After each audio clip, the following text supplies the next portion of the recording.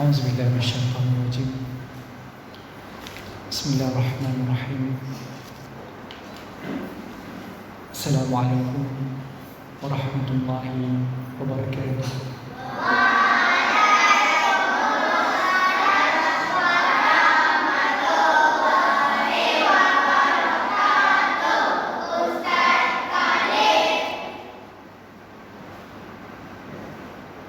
إن الحمد لله نحمده ونستعينه ونستهديه ونستغفره ونعوذ بالله من شرور أنفسنا ومن سيئات أعمالنا. من يهده الله فلا مضل له ومن يضلل فلا هادي له. وأشهد أن لا إله إلا الله وحده لا شريك له وأشهد أن محمدا عبده ورسوله. يا أيها الذين آمنوا اتقوا الله وقولوا قولا سديدا يصلح لكم أعمالكم ويغفر لكم ذنوبكم ومن يطع الله ورسوله فقد فاز فوزا عظيما. نعوذ بكلمات الله التامات من شر ما خلق وذرأ وبرأ ومن شر ما ينزل من السماء ومن شر ما يعرج فيها ومن شر فتن الليل والنهار ومن شر كل طارق إلا طارقا يطرق بخير يا رحمن. الحمد لله الذي بنعمته تتم الصالحات. ربنا آتنا من لدنك رحمة وهيئ لنا من أمرنا رشدا. اللهم آت نفسي تقواها وزكيها وأنت خير من زكاها أنت وليها ومولاها. رب يسر ولا تعسر وتمم بالخير. أما بعد. Yang saya muliakan barisan guru-guru, ustaz-ustaz, asatizah yang dikasihi dan dirahmati oleh Allah Subhanahu wa taala, dan yang ustaz raikan pada pagi ini, anak-anak didik pelajar sekolah rendah integrasi Teras Islam Al-Husna Pekan Pahang, yang insya-Allah mudah-mudahan bakal menjadi pejuang dan pembela agama Allah Subhanahu wa taala.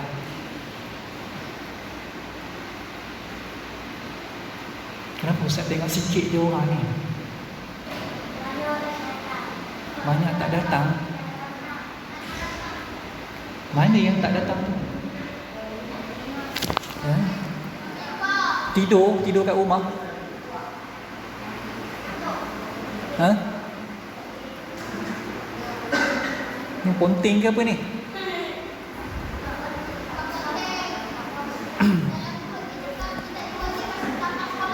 Tak diwajibkan datang sekolah. Best betul Seriti ni. Sekolah lain mana ada tak wajib datang sekolah? Seriti je ada. Guru sikit. Guru pergi ke mana? Guru ada kursus. Jadi hari ni tak belajar ke? Ya. Ustaz tengok bila bilangan sikit macam ni, ada lebih kurang berapa orang ni? 40 apa? 46. 46. Ustaz ingat masa pelajar Seriti dulu masih sedikit bilangan pelajar dia. Dulu masa Ustaz tahun pertama dulu ada 17 orang pelajar. Batch pertama Seriti tahun 2017. Mula-mula 18 orang. Betul tak Fahim? Syami? Mula-mula 18, kemudian keluar seorang. Ingat tak kawan kita nama dia Habibah? Habibah keluar, kemudian tinggal 17. 17 orang ni lah yang mula-mula masuk Seriti tahun pertama. 17 orang saja mula-mula. Sekolah pun ada satu kelas dia masa tu. Kemudian masuk tahun kedua, dah ramai sikit kan? Masuklah kawan-kawan Zaraya, Zahir. Sebelah Zahir siapa nama? Apa? Al-Hafi. Ustaz lupa. Al-Hafi, Aman. Kemudian ada seorang kawan kita nama dia Syahrul kan? Syahrul dulu sempat setahun dengan kita. Kemudian apa nama? Sepupu Qayyim. Qayyim ada Qayyim? Qayyim pun tak datang. Siapa ingat nama sepupu Qayyim tu? Syakirin. Syakirin. Kemudian masa tu berapa orang kawan-kawan kamu? 26 orang kan masa tu, 26 orang. Naik tahun 3, kemudian ada dah kawan kita yang keluar sikit ramai. Nasha keluar, Maisarah, baru ni Ustaz ada jumpa Maisarah. Maisarah darjah 4 sekarang kan. Ustaz ada jumpa dia. Dia sekarang ni kafa di Husna. Ustaz tengok dia, Ustaz, macam kenal kamu ni. Dia tengok Ustaz, lepas tu dia paling belakang. Dia buat tak kenal Ustaz. Tapi bukan sombong kot, mungkin malu. Mungkin malu jumpa Ustaz. Omar pun ada juga situ. Ingat Omar? Omar Al-Faruq. Di kafa Husna juga situ. Jadi Alhamdulillah. Jadi bilangan pelajar macam ni Ustaz teringatlah masa zaman awal-awal dulu, 50 orang. Masa tu tak ramai lagi. Ada Ustaz Munib. Ingat lagi Ustaz Munib? Ustaz Munib. Ada jumpa tak Ustaz Munib? Siapa pernah jumpa Ustaz Munib? Jumpa kat mana? Sekarang ni dia bertugas di Kafa, di Jabatan Agama Islam Pahang. Dia bertugas sebagai penyelia Kafa di situ. Dan rumah dia pun masih lagi di Ketapang Muallim. Kalau siapa yang duduk Ketapang Muallim, biasalah jumpa dia kan. Aiman duduk Ketapang Muallim. Mana Aiman? Tak datang. Zahid Ketapang Muallim juga. Dekat dengan rumah Ustaz Munib? Tak dekat. Jadi macam itulah, maksudnya begitulah seriti ya, makin bertambah dan ada juga yang makin berkurangan. Termasuk kawan-kawan kita yang dulu macam darjah 2 ada Adib kan? Adib dah pindah dah kan? Kemudian ada Fathullah, Fathi, minta maaf, Fathi Yakan. Fathi Yakan pun dah berpindah juga. Darjah 3 dulu ada Nasha Aziz. Nasha Aziz pula. Nasha apa nama dia? Saya tak ingat dah. Saya panggil dia Nasha Aziz. Jadi begitu juga guru-guru kamu kan? Guru-guru ada yang masuk dan ada juga yang keluar kan? Termasuk Ustazah Syuhada, Ustaz Syahid, Ustaz Munib dan Ustaz sendiri pun keluar daripada seriti. Tapi yang penting kamu masih lagi berada di sini. Dan lebih hebat, walaupun kawan-kawan kamu ramai tak datang hari ni, tak ada masalah lah tu ya, dia tak datang ke pulanglah pada dia. Mungkin mak dia kata tak apalah, rehat hari ni. Tapi yang kamu ni masih datang hari ni, kamu adalah pelajar yang hebat-hebat. Tepuk tangan untuk diri kamu sendiri.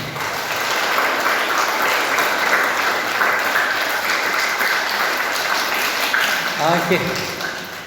Ustaz rasa kamu pelajar yang hebat. Sebab Ustaz tahu, kalau kamu duduk di rumah, mungkin kamu bosan agaknya di rumah dah. Di rumah pun buat apa je ke? Kan? Dulu masa minggu lepas dah heboh dah, kan? Kata-katanya kemungkinan sekolah akan ditutup. Minggu lepas lah punya cerita. Sebab masa tu ada kes di Kuantan. Bahkan baru ni Ustaz pening kepala dah, ada satu kes di Pekan, melibatkan sebuah tadika Little Khalid. Tadika tu bersebelahan dengan Pasaraya BS. BS ni apa dia? Barang segar kan? Pasaraya BS di Kamu tu. Sebelah dia tu ada tadika. Nama tadika tu Little Khalid. Ada seorang, Ustaz tak pasti pelajar ke ataupun ibu bapa, Ustaz rasa ibu bapa. Ibu bapa pelajar tersebut didapati positif COVID-19.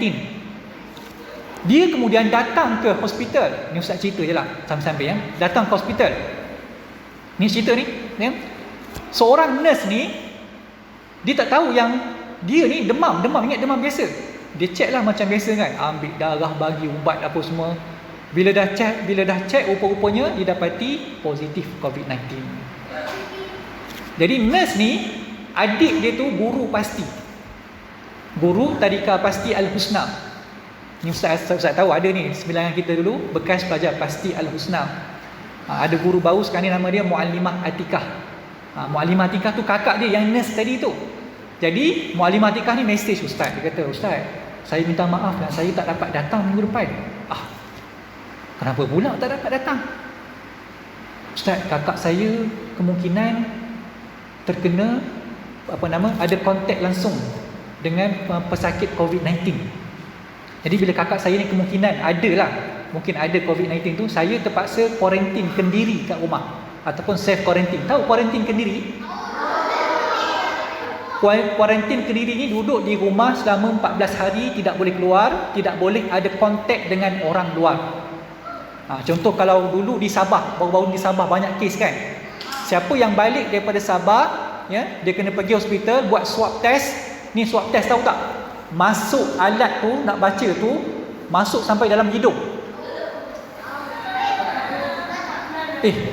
Ustaz, kalau orang suruh test tu, Ustaz tak nak. Ustaz yang besar ni pun tak nak kena swab test tu, masuk dalam hidung sampai kena kat kerongkong ni. Yang kes di Sabah tu dibawa balik, berjangkit ke isteri dia cikgu dekat Kedah. Akhirnya 500 orang pelajar di sekolah kat Kedah tu kena swab test. Menangis pelajar. Nak kata sakit pun tak sakit. Itu baru swab test baru. Masuk alat tu, tahu alat tu panjang, betul kan? Macam pensel. Tapi dia macam boleh melengkung lah kan, fleksibel. Masuk sampai tu dalam hidung tu. Ya Allah, sakit tak sakit? Ustaz pun tak nak. Kalau kamu tak tahulah, meraung rasanya. Jadi Muallimah Atikah ni kontak Ustaz. Ustaz, saya minta maaf, saya tak dapat datang lah. Ustaz, Allahu Akbar, macam mana ni? Sebab dia seorang je cikgu yang jaga budak-budak petang. Lepas tu buat-buat kira apa semua, akhirnya dapatlah ganti. Kan? Jadi itulah ceritanya. Maksudnya ada kebimbangan, dan ramai dah sebenarnya mak ayah yang tak bagi anak-anak dia datang ke sekolah. Tak bagi datang sekolah. Sebab apa? Sebab bimbang, takut. Kalau ya, kalau datang sekolah tiba-tiba ada orang lain yang ada positif COVID-19. Tapi hari ni bukan sebab COVID dah. Ramai tak datang ni sebab COVID ke? Tak pun kan. Sebab cikgu kamu ada temu duga di Kuantan. Ramai cikgu yang tak boleh datang. Sebab tu Ustazah Adibah di mesej Ustaz semalam, Ustaz datang Sriti boleh? Boleh, tak ada masalah. Ustaz kalau orang ajak Ustaz Sriti je, Ustaz sibuk macam mana pun, Ustaz akan lapangkan masa untuk datang di Sriti juga. Tak kira lah sibuk macam mana pun, kalau orang jemput Ustaz Sriti, insya-Allah Ustaz akan cuba lapangkan masa Ustaz, berhenti kerja lain, datang Sriti. Nak bagi perkongsian kepada kamu. Tajuk apa Ustaz Haribah? Ikut Ustaz lah tajuk apa nak bagi, kan? Terpulang lah, nak bercerita ke apa ke. Jadi hari ni Ustaz nak berkongsi satu kisah dengan kamu. Dan kisah ini sangat-sangat ajaib, azim kisah ini. Dan mungkin sebilangan daripada kamu sudah pun mendengar kisah yang agung ini, kisah yang ajaib ini. Iaitu kisah apa? Kisah Ashabul Kahfi, ataupun dalam bahasa Inggeris disebut The Seven Sleepers. Kisah 7 orang pemuda yang tidur di dalam gua. Dulu siapa yang Ustaz rasa yang kumpulan dengan Ustaz Syuhada, mungkin Ustaz Syuhada dah cerita dah. Tapi setakat ni sepanjang Ustaz berada di Sriti 3 tahun dulu, Ustaz tak pernah lagi cerita Ashabul Kahfi ni. Tapi mungkin ada sebilangan kamu dah tengok cerita kan, tengok movie ataupun baca buku cerita, mungkin dah biasa jumpa kisah Ashabul Kahfi. Ada Ustaz suruh cakap. Siapa nak bercakap, tunggu. Ada masa dia. Kalau Ustaz tanya, boleh jawab. Kamu dah jawab apa? Lagi satu mungkin tak kenal lagi. Siapa yang kenal Ustaz, dia akan tahu Ustaz cukup tak suka bila Ustaz cakap ada orang cakap. Betul tak? Kalau Ustaz bercakap, biar Ustaz seorang je bercakap. Bukan masa kamu lagi bercakap. Bukan Ustaz sombong bukan. Bukan Ustaz nak sombong dengan kamu, tak. Ini adab di antara pelajar dan gurunya. Apabila gurunya bercakap, pelajar tidak dibenarkan meninggikan suaranya. Tu. Nak senyap-senyap. Kalau Ustaz tanya soalan, baru kamu boleh jawab. Ataupun kalau Ustaz buka soalan, siapa nak tanya? Tu baru boleh tanya. Angkat tangan dulu, Ustaz, saya nak tanya soalan. Boleh. Faham tak siapa nama kamu? Habib. Abi. Boleh faham Ustaz? Ya. Nanti kalau nak tanya kemudian Boleh. Baik. Jadi kisah Ashabul Kahfi ini adalah satu kisah yang diceritakan di dalam Al-Quran, dan kisah yang paling panjang di dalam Al-Quran. Paling panjang, paling detail, paling terperinci yang diceritakan oleh Allah di dalam Al-Quranul Karim. Baik. Macam mana kisah dia bermula? Kisah dia ada 7 orang pemuda, bukan petua. Petua tahu petua? Siapa dia petua? Petua ni orang tua lah. Pemuda. Petua? Budak-budak? Pebudak? Ada ke pebudak? Kamu tanyalah cikgu bahasa Melayu kamu. Jadi 7 orang pemuda yang tidur selama 300 tahun tambah 9. 300 tahun tambah 9. Ini diceritakan dalam surah Al-Kahfi daripada ayat 9 sehingga ayat 26. Sebab tu Ustaz kata surah ni cukup panjang. Dia nak cerita tentang Ashabul Kahfi. Ni masa berapa? Sejam Sejam kan? Ustaz tak tahulah sempat ke tidak. Kalau tak sempat, panggillah Ustaz semula, kita sambung pula cerita kemudian. Ustaz tak nak cakap lama dah ini. Dulu Ustaz cakap sejam setengah. Ustaz, sejam setengah lama betul. Nasib baiklah kamu duduk diam-diam. Tapi kali ni Ustaz nak cakap paling-paling lama 40 minit lah. Boleh tak dengar 40 minit? Tapi 45 minit ni tolong bagi yang terbaik, tolong tunjukkan adab yang terbaik, tunjukkan hormat yang terbaik. Dulu Ustaz pesan, ada sebilangan daripada kamu ni dia ada join kelas Ustaz buat tuition bahasa Arab. Ada 5-6 orang kawan-kawan kita yang masuk kelas Ustaz. Dulu Ustaz pesan, kata sebenarnya kan Ustaz cerita guru-guru ni disayang dengan kamu kan. Walaupun dia marah, walaupun dia denda kamu kan, Ustaz tahu macam-macam kamu kena denda kan, tapi sebenarnya dia sayang pada kamu. Tak ada guru yang tidak menyayangi pelajarnya. Semua guru sayang kepada murid. Yang dia denda, yang dia jekah, yang dia marah tu semua kenapa dah belajar sekalian? Kerana sayangnya daripada kamu. Sebab tu guru yang marah daripada hati, marahnya datang daripada hati, maka pelajar tu dia akan menerima kemarahan dan kegarangan gurunya. Faham tak ni? Kalau guru marah daripada hati, pelajar pun dia akan dengar. Sebab dia tahu yang guru marah tu datang daripada hati dia, ikhlas daripada hati dia. Bukan sebab dia dendam ke, bukan sebab sakit hati dengan kamu ke, bukan sebab dia menyampah dengan kamu, dah. Dia marah tu betul-betul daripada hati dia. Hati dia yang sayang kepada anak murid dia. Sebab tu nak tengok kalau pelajar tu disayang pada guru dia, walaupun guru tu marah kepada dia, dia tak ada rasa marah, dia tak ada rasa benci pun kepada guru tersebut. Tapi kalau pelajar tu ada sikap dendam, kata, kenapa cikgu ni denda saya? Tengok. Ada benda yang tak kena sebenarnya. Mungkin guru tu mendenda pelajarnya dengan sikap dendam, dengan sikap benci dan sebagainya. Tapi Ustaz cuba, sepanjang Ustaz sebagai guru dulu, kalau Ustaz marah pun, kalau Ustaz jekah daripada kamu pun, Ustaz tak akan keluarkan perkataan-perkataan yang kasar. Kan? Ustaz tak pernah lah sebut bodoh ke, kan? Kamu ni bodoh tak Ustaz? Walaupun Ustaz tahu sekolah lain, yang cerita sekolah lain. Masa Ustaz pergi masa dulu kita ada suka perlawanan persahabatan bola sepak. Kan, siapa yang main bola dulu pernah pergi ke sekolah tu, tak nak sebut nama dia. Ustaz dengar cikgu dia kata, "Woi, ni contoh, jangan tiru benda ni. Ni contoh benda yang benar berlaku. Woi, cepat sikit turun. Kamu ni bodoh." Cikgu sebut, "Dah lah belajar tak pandai." Ustaz dia kata ke pelajar, "Dah lah belajar tak pandai." Ustaz dengar terkejut. Takkanlah seorang pendidik berbahasa sebegitu rupa. Kamu faham tak saya cakap ni? Guru yang macam ni jangan contohi. Ini guru yang tidak ada adab dengan pelajar dia. Ustaz, ada adab dengan kamu juga. Bukannya kamu je ada adab dengan Ustaz. Ustaz pun kena beradab dengan kamu.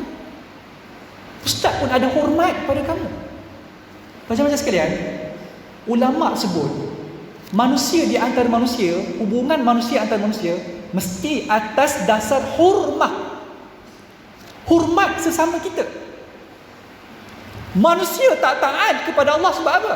Bitarkil hurmah, sebab tinggalkan hormat.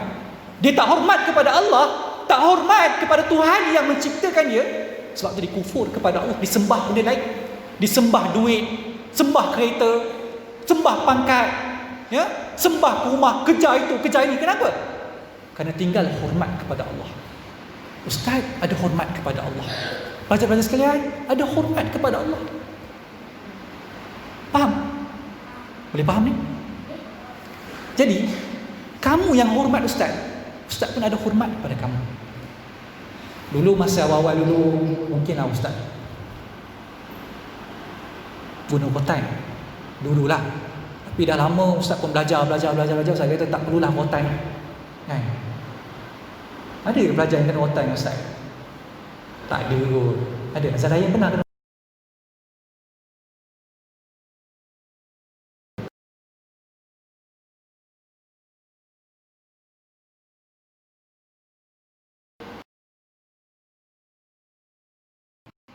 Tahun lepas Ustaz ada kotan pelajar kan. Cubit pernah tak Ustaz cubit? Yang kumpulan mengaji Ustaz, ada tak yang kena cubit dengan Ustaz? Tak ada. Marah Ustaz marah biasalah kan. Ustaz marah, Ustaz nasihat. Kalau Ustaz kecewa, Ustaz tunjukkan. Ustaz tak suka, kalau Ustaz tak suka, Ustaz kecewa, Ustaz tunjuk bahawa Ustaz tak suka betul benda ni. Ustaz tak suka kalau kamu tak mengaji. Ustaz tak suka kalau Ustaz bercakap, kamu bercakap juga. Ustaz tak suka kalau waktu Ustaz sepatutnya bawa buku, kamu tak bawa buku. Dulu tahun lepas Ustaz pernah hampir separuh kelas yang tak bawa buku bahasa Arab masa tu. Tak bawa buku. Semua mengaku, Ustaz saya tak bawa buku, tak bawa buku Ustaz. Oh, bangga pula tu kan. Oh, sebab apa? Sebab dia ramai. Separuh kelas ni Ustaz tak bawa buku. Ustaz tak marah kalau tak bawa buku. Ustaz kata kalau tak bawa buku, datang jumpa Ustaz. Betul tak? Datang jumpa Ustaz, cerita pada Ustaz, Ustaz saya minta maaf, saya tak bawa buku, boleh maafkan saya Ustaz? Tak ada masalah. Tapi ni ramai-ramai kata bangga pula, Ustaz tak bawa buku, tak bawa buku. Ustaz tak suka. Ustaz tak suka, Ustaz terus keluar daripada kelas tu, tak nak mengajar. Sebab apa? Sebab tidak ada hormat. Tak ada hormat. Faham tak faham? Macam tu. Ustaz hormat kamu, Ustaz hormat tubuh badan kamu, Ustaz tak menyakiti kamu, kan? Kamu sama juga dengan Ustaz. Sama dengan Ustaz. Siapa nama? Lupa. Sabri. Ustazah yang lain. Kalau kamu hormat pada mereka, mereka akan sayang pada kamu. Kamu rasa tak kasih sayang guru? Rasa tak kasih sayang guru? Guru yang ikhlas ajar kamu, yang ikhlas didik kamu, bimbing kamu, bukan ajar apa yang ada dalam buku saja. Guru ajar kamu tentang solat, ajar kamu tentang ibadat, ajar kamu tentang macam mana nak hidup dengan baik, jadi muslim yang baik, jadi orang yang dikasihi oleh Allah, dikasihi oleh Rasulullah SAW. Tu guru nak kamu jadi macam tu. Ustaz selalu sebut dekat masjid ke surau ke, kalau Ustaz ceramah, Ustaz sebut macam ni, Ustaz tak kisah pun pelajar-pelajar ni nak jadi apa masa besar nanti. Kamu nak jadi engineer ke, nak jadi arkitek ke, nak jadi doktor ke, angkasawan ke, accountant ke, guru ke, peguam ke, tak kisah apa pun kamu nak jadi. Tapi Ustaz nak kamu jadi orang yang baik. Ustaz nak kamu jadi manusia yang betul-betul ada sifat manusia dalamnya. Sebab kamu ni nanti bakal ibu, bakal ayah. Kan? Sekarang ni mungkin kamu tak fikir, budak lagi kot. Kan? Baru 9 tahun, 10 tahun, 8 tahun. Bila masa nak jadi ayah? Bila masa nak jadi mak orang? Kan? Syahadah. Pernah fikir ke nak kahwin? Nak jadi mak orang ni kena kahwin dulu, kan? Dah kahwin, jadi baru jadi isteri orang, lepas tu jadi mak orang, dapat anak. Tapi kamu ni satu masa nanti kamu akan jadi ibu-ibu, bakal ibu, bakal ayah. Kalau ayahnya itu seorang penipu, kalau ayahnya seorang pembohong, kalau ayahnya sentiasa bercakap dusta, macam mana anak yang akan lahir daripada didikan ayahnya? pun anaknya akan rosak juga. Lepas tu Ustaz tak kisah, kamu nak jadi apa, jadilah apa-apa pun. Yang penting jadi manusia yang baik, manusia yang Allah kasih pada kita dan Nabi pun kasih pada kita. Itu je Ustaz nak. Faham tak faham ni? Boleh faham? Tapi lepas ni jangan balik rumah kata, mak, ayah. Tadi Ustaz kata nak jadi apa-apa pun pulang lah, kan? Nak jadi tukang petik sampah ke, alam flora ke, kerja kerja buruh ke. Lepas ni tak payah belajar lah mak. Cerita gitu pula ke mak dia. Kan? Bukan tak berlaku. Dulu Ustaz pernah juga dulu tahun lepas kan, Ustaz kata, apa pun keputusan periksa kamu, jangan kecewa, kan? Periksa tu bukan segala-galanya. Keputusan periksaan tu bukan keputusan yang paling penting dalam hidup kamu.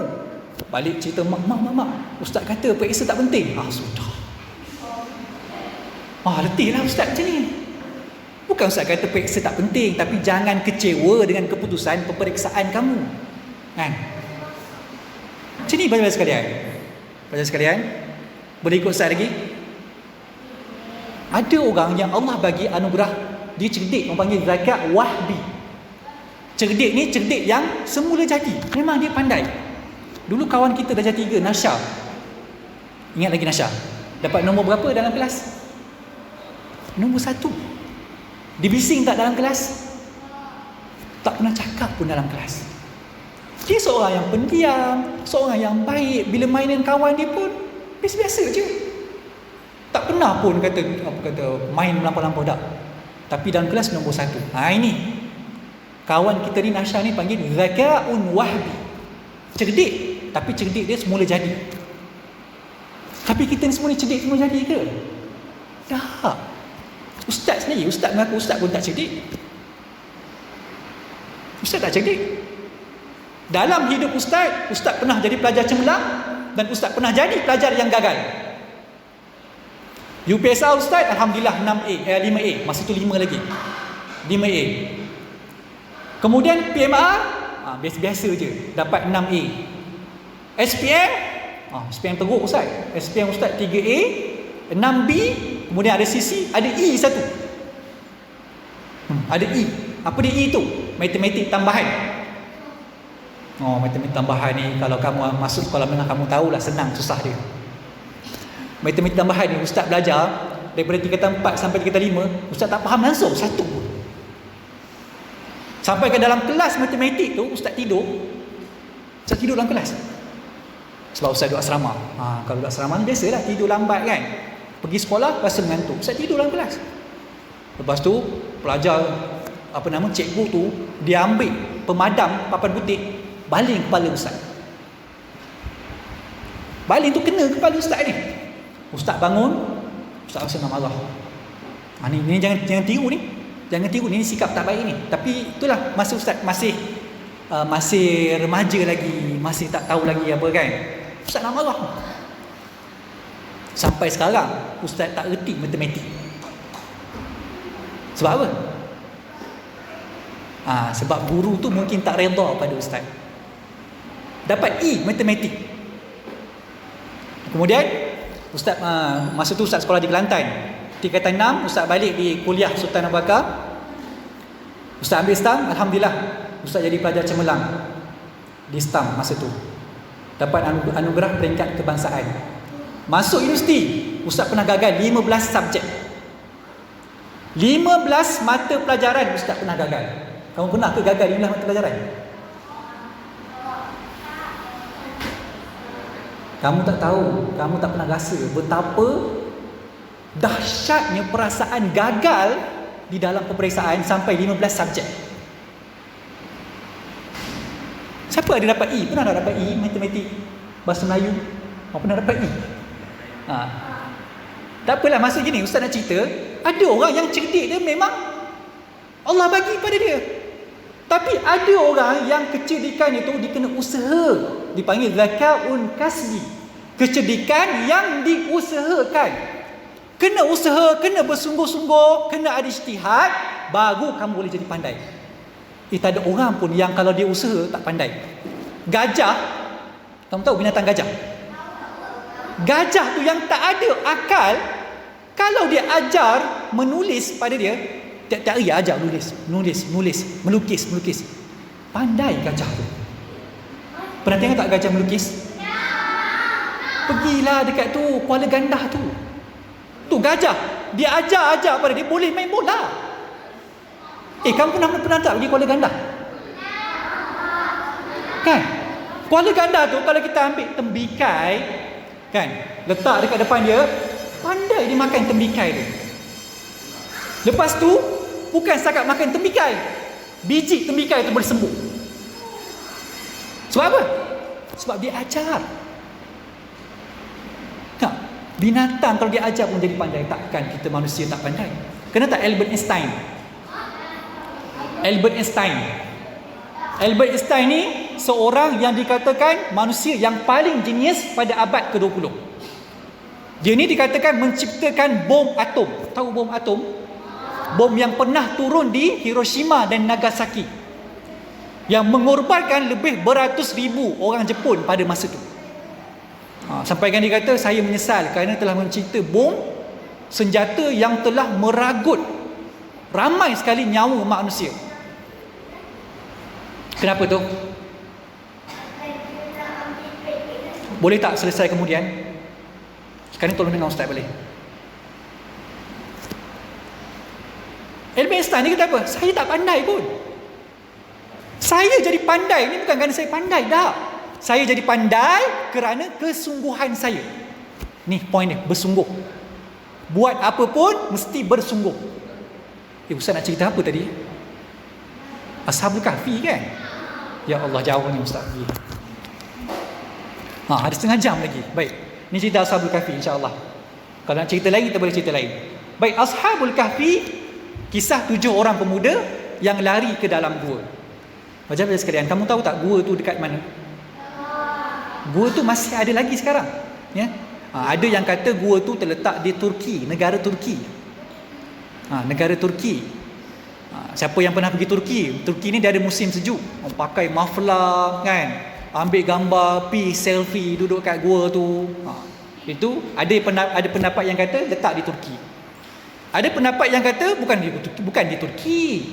Gua tu sebenarnya berada di Syria. Negara Syria sekarang ni.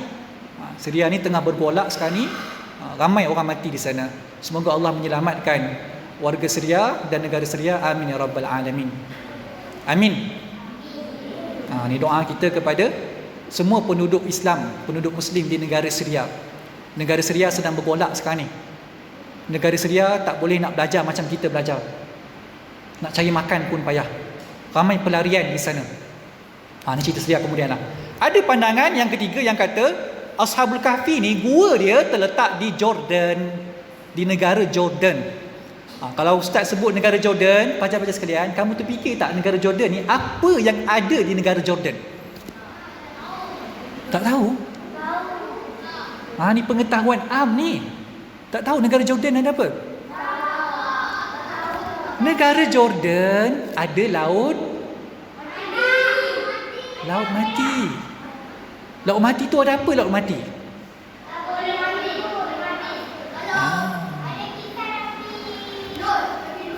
Kisah tu nanti kita cerita kemudian. Tapi laut mati ni adalah satu laut yang bila kita duduk atas dia, kita tidak akan tenggelam. Kan ada gambar orang duduk atas laut mati tu boleh baca paper, kan, baca surat khabar. Tak boleh tenggelam dekat laut tu. Sebab apa? Sebab terlalu masin air dia.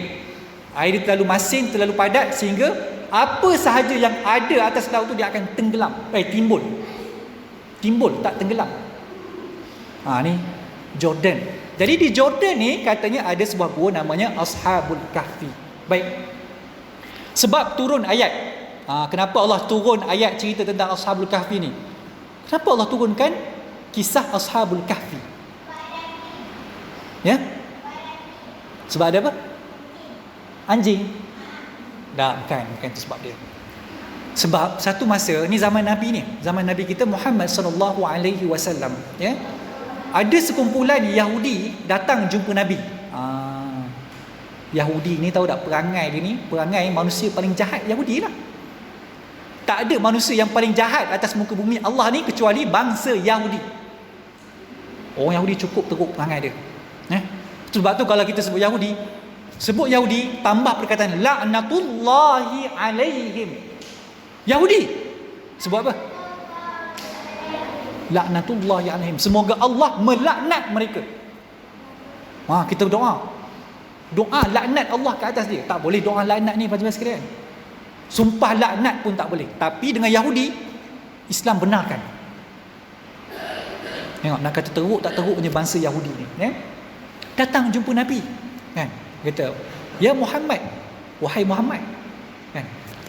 Tolong ceritakan pada kami tentang kisah Ashabul Kahfi. Masa tu Nabi tak tahu lagi apa dia Ashabul Kahfi. Siapa dia Ashabul Kahfi? Kenapa dengan Ashabul Kahfi? Nabi tak tahu. Orang Islam pun semua tak tahu pada masa tu. Betul tak Zarayan? Dia datang jumpa Nabi. Nabi Muhammad, ceritakan pada kami Ashabul Kahfi.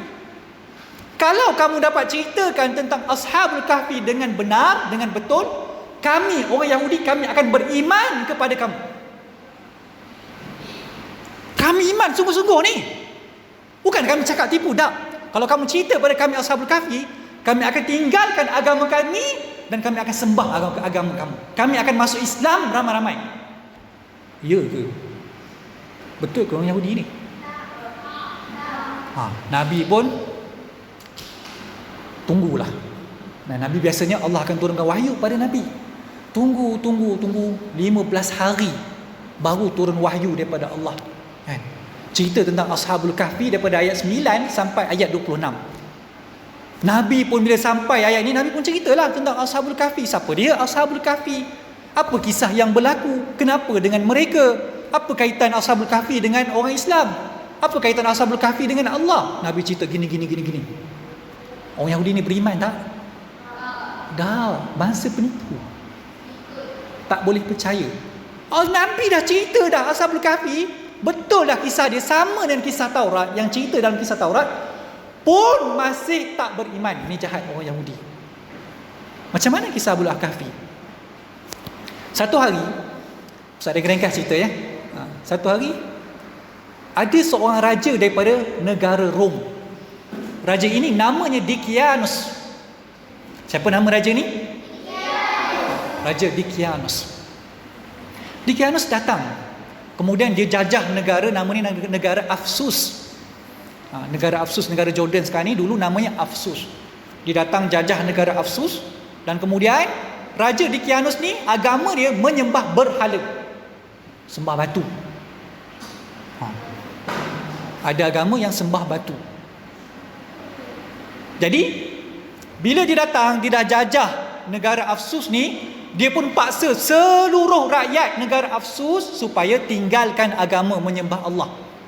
Masa tu negara Afsus ni semuanya beriman kepada Allah, kan?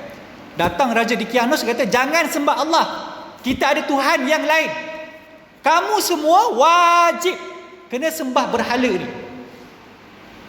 Siapa yang tak sembah berhala ni, kamu akan diseksa, kamu akan diazab, paling teruk kamu akan dihukum mati. Orang pun takut, pasal sekalian. Akhirnya semua tinggalkan agama menyembah Allah dan ramai-ramai sembah agama berhala. Semua takut. Kecuali ada 7 orang pemuda. Bukan petua, pemuda ni. 7 orang pemuda, orang paksa dia kata, tak, kami takkan menyembah selain daripada Allah. Raja pun tahu. Raja panggil dia orang ni. Dia kata, ada juga yang melawan ya. Berani lawan aku. Panggil siapa dia lawan aku ni. Tangkap dia, datang menghadap aku. Bawa datang jumpa aku. Akhirnya 7 pemuda ni ditangkap. Dibawa di hadapan raja. Raja pun tanya, better mendengar cerita bahawa kalian semua tidak menyembah berhala, betul ke? Warabatna ala qulubihim idh qamu faqalu rabbuna rabbus samawati wal ard lan nad'u'a min dunihi ilaha. Nih, Allah teguhkan hati mereka. Allah kuatkan iman dalam hati mereka Mereka berdiri di hadapan raja, ilqamu, apa yang mereka kata? Faqalu rabbuna rabbus samawati wal ard. Tuhan kami adalah Tuhan yang menciptakan langit dan Tuhan yang menciptakan bumi. Dan kami tidak akan menyeru Tuhan selain daripada Tuhan kami ni. Ni teguh iman mereka ni, kuat iman mereka. Kemudian raja ni kata tak, Tuhan kita, Tuhan kamu bukan Tuhan langit dan bumi. Tuhan kamu berhala yang ada depan. Tak. Haulai qaumun ittakhadhu, ya, laula ya'tuna alaihim bisultanin bayyin. Mereka ni, kamu ni raja, kamu sembah Tuhan selain daripada Allah. Itu bukan Tuhan. Kalau yang kamu sembah itu Tuhan, kamu datangkan bukti bahawa itu Tuhan kamu. Mana bukti berhala ni Tuhan kamu? Raja tak boleh jawab. Kan? Apa bukti berhala Tuhan? Benda tak bergerak, benda tak bernyawa, tak boleh makan pun, berjalan pun tak boleh. Tiba-tiba kamu nak kata Tuhan. Ni contoh, botol ni. Ni botol. Kan? Boleh bergerak tak botol? Boleh berjalan? Boleh melompat? Boleh bercakap? Betul? Kamu nak sembah tak botol? Tak cerdik lah kamu kalau kamu sembah botol. Kan? Faham tak faham ni? Sama juga berhala. Berhala yang orang ukir patung dia tu, buat hidung lah, buat mata, buat rambut, kemudian letak tangan macam tu. Yang kamu sembah dia tu kenapa? Mana akal kamu? Benda tak bernyawa pun kamu sembah. Kan? Lebih baik kamu sembah Allah. Baca sekalian, kalau orang tanya kat kita, apa dalil wujudnya Allah? Katalah orang kafir datang pada kita, kan?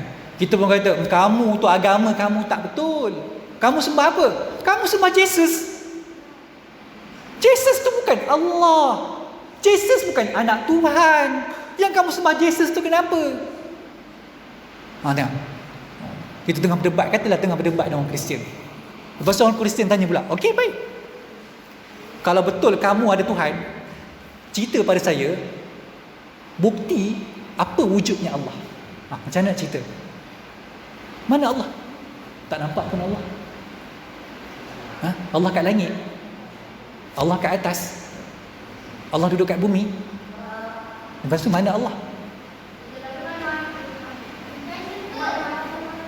Kat syurga. Allah yang cipta syurga, lepas tu Allah duduk kat syurga. Tak boleh macam tu. Aman? Salah juga. Belajar akidah ke tak belajar ni? Belajar tauhid ke tak belajar ni? Kalau orang tanya, apa dalil wujudnya Allah? Dekat mana Allah? Langit ketujuh. Langit ketujuh, atas dia tu ada Sidratul Muntaha. Takkan Allah duduk di tempat yang rendah daripada Sidratul Muntaha? Mustahil bagi Allah. Ni Ustaz nak bagi jawapan dia. Kalau orang tanya mana Allah? Allah mawjudun bila makanin. Allah wujud tanpa tempat. Macam mana? Allah wujud tak ada tempat. Pening dah. Kamu pening ke? Sudah. Macam mana kamu ni orang Islam? Tanya, kamu Islam tak? Saya Islam. Pasport saya, kat pengenalan saya, mic saya tulis Islam. Tapi bila orang tanya, dalil apa wujud Allah, kamu tak boleh jawab. Islam betul ke kamu ni? Ustaz nak balik lah. Boleh Ustaz balik? Ustaz balik, kamu fikir sendiri. Fikir. Sudah. Islam ke saya ni? Hari-hari saya semayang, saya ucap 2 kalimah syahadah, saya puasa, saya solat sunat, saya baca Quran. Islam ke saya? Okey, Ustaz nak jawab. Dalil wujudnya Allah, kan? Ustaz kata tadi, Allah mawjudun bila makanin. Allah wujud, tidak ada tempat. Sebab apa Ustaz kata Allah wujud tak ada tempat? Sebab yang buat tempat tu siapa dia? Allah. Bila Allah buat tempat, takkan Allah duduk dekat tempat tu. Faham tak faham? Contoh kata manusia, kita buat komputer. Kan? Komputer siapa buat? Orang kan? Saintis yang buat. Orang buat komputer. Orang yang buat komputer tu, adakah dia duduk dalam komputer? Faham tak faham? Ni cawan. Siapa buat cawan? Orang buat cawan. Orang yang buat cawan tu duduk dalam cawan ni tak? Ada tak orang duduk dalam cawan? Mustahil kan? Mustahil. Sama macam tu Allah, dia buat tempat, dia buat masa, dia buat ruang, Allah takkan duduk dekat situ. Seperti mana manusia yang buat komputer, manusia tak duduk dekat komputer. Faham tak faham? Lepas tu, apa bukti wujud Allah? Ni, macam ni bukti dia. Wujudnya alam, bukti kepada wujudnya Allah. Alam siapa buat alam? Allah. Botol siapa buat? Manusia. Cawan siapa buat? Manusia. Kamu faham tak logik dia? Semua benda mesti ada pencipta. Betul tak? Sama macam alam ini mesti ada pencipta, mesti ada kesan yang memberikan kesan tersebut, yang mencipta benda tersebut. Ustaz bagi contoh mudah. Ada tapak kaki unta dekat tengah padang pasir. Maknanya ada apa? Ada unta. Ada tak? Contoh lagi. Tai lembu tengah jalan. Ada tai lembu tengah jalan. Maknanya ada apa? Ada lembu yang duduk atas jalan tu walaupun kita tak nampak. Janganlah bila kita nampak tai lembu kita fikir, ish, boleh jadi ke lembu ni ada kat sini? Tu fikir pula. Tak payah fikir. Dah confirm lembu tu dah lalu situ dan dia berak dekat jalan tu. Takkan tai lembu ada, tiba-tiba lembu tak ada. Faham tak faham? Takkan alam ni tiba-tiba ada, tak ada pencipta. Betul tak? Ada alam, maksudnya ada pencipta. Siapa yang cipta tu? Allah. Faham tak faham ni? Satu lagi contoh saya bagi. Kamu masuk dalam tandas, kan? Tengok-tengok ada tai terapung. Najis, kasar sangat tu, najis terapung. Secara logik kamu tahu tak? Maksudnya ada apa? Ada orang yang pernah berak dalam tandas tu. Takkan nanti tiba najis terapung, tiba-tiba fikir, tak ada orang kot berak ni. Faham tak faham? Maksudnya ada kesan yang memberikan kepada terjadinya kesan tersebut. Ada alam, maksudnya ada Allah. Tu kita nak bukti. Lepas tu, mana? Tak nampak pun Allah. Siapa nampak Allah? Pernah tengok Allah? Sebab apa kita tak boleh tengok Allah? Mata kita kasar. Kalau mata lembut, kamu rendam mata kamu dalam air, bagi lembut sikit. Lepas tu masuk balik dalam mata kamu tu, boleh tengok tak Allah? Tak boleh. Sebab apa? Sebab kita manusia, pandangan kita lemah, pandangan kita kotor. Kita tak layak nak tengok Allah. Kalau orang kafir tanya kan, mana Allah? Kita nak buat apa? Tampar kepala dia, tampar muka dia. Tanya, mana Allah? Mana Allah? Bagi sebutir. Dia pun tanya, sakit kot, kenapa tampar saya? Mana sakit kamu? Tak nampak pun sakit kamu. Ada nampak tak sakit? S-A-K-I-T, sakit. Kita bagi penampar orang, keluar, sakit. Nampak tak sakit tu? Tak nampak. Lepas tu kita pun tanya lah, mana sakit kamu? Tak nampak pun. Ni saya rasa Allah macam tu lah. Memang kita tak nampak Allah, tapi kita rasa Allah. Macam mana rasa Allah? Ni yang buat langit siapa dia? Yang buat bumi siapa dia? Yang turunkan hujan siapa dia? Yang tumbuhkan tanaman-tanaman, buah-buahan siapa dia? Sehebat mana pun manusia tak boleh ciptakan makanan. Sehebat mana pun manusia tak boleh turunkan hujan daripada langit. Sehebat mana pun manusia tak boleh nak cipta manusia yang lain.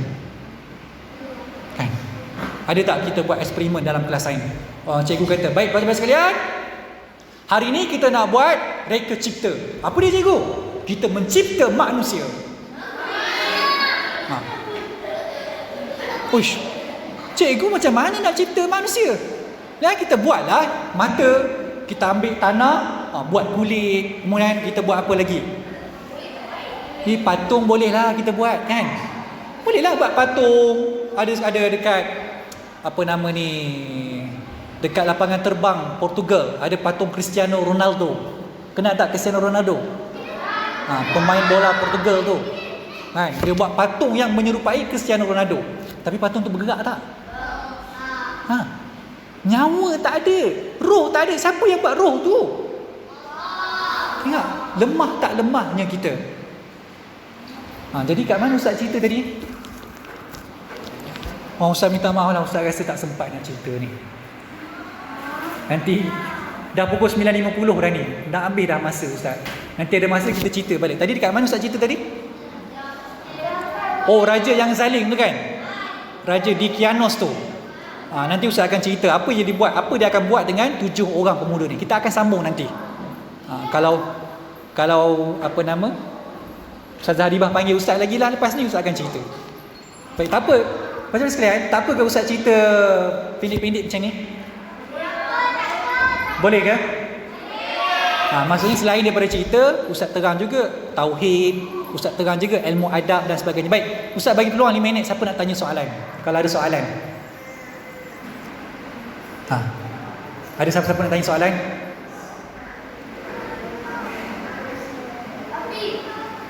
Tadi kamu faham tak tauhid tadi? Tak faham? Kalau orang tanya apa dalil wujudnya Allah, macam mana nak jawab? Bukan macam ni jawab dia. Kalau orang tanya, orang kafir datang kepada kita, dia tanya, apa dalil wujudnya Allah? Kita kata wujudnya alam. Ada alam bukti kepada adanya Allah. Boleh ke ada alam tak ada Allah? Tak boleh, mustahil. Kan? Boleh tak ada Allah tak ada alam? Boleh. Allah dia tak wajib pun nak ciptakan alam. Pening tak pening ni? Baik, macam ni je. Kalau orang tanya apa dalil wujudnya Allah, kita kata wujudnya alam. Siapa yang cipta alam? Allah. Tahu yang tu, kamu dekat akhirat nanti kamu akan terlepas daripada seksa Allah.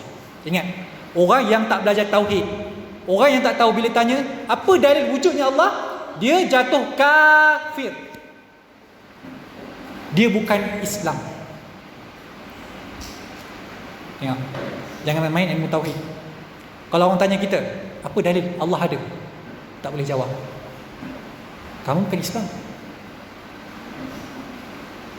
Islam kamu tu Islam ikutan saja. Kamu sebab mak kamu Islam, kamu pun jadi Islam. Tapi hakikatnya kamu tak kenal siapa Allah. Sebab tu Ustaz bagi jawapan tadi. Ingat, jawapan tu sangat penting. Sangat-sangat penting.